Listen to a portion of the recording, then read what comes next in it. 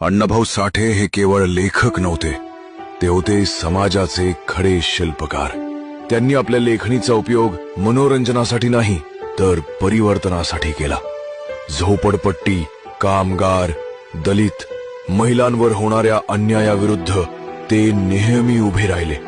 त्यांनी शब्दांचा वापर शस्त्रासारखा केला, जेणेकरून शोषितांना न्याय मिळावा। त्यांनी साम्यवादाचा स्वीकार केला आणि कामगार संघटनांमध्ये सक्रिय सहभाग घेतला। अण्णाभाऊंनी एकट्या मुंबईत 100 पेक्षा अधिक झोपडपट्ट्यात जाऊन लोकांना संघटित केलं। शोषितांना संघटित करा, शिक्षित करा आणि लढा, हा त्यांचा संदेश होता।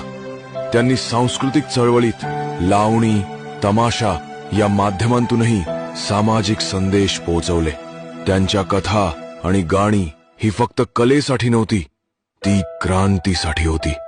अण्णाभाऊ साठेंनी आयुष्यभर वंचितांसाठी झगडत राहून एक गोष्ट शिकवली की खरा क्रांतिकारक तोच जो दुसऱ्यांसाठी जगतो। व्हिडिओ आवडल्यास आमच्या रोहन शिकरे या फेसबुक आणि इंस्टाग्राम पेज फॉलो नक्की करा।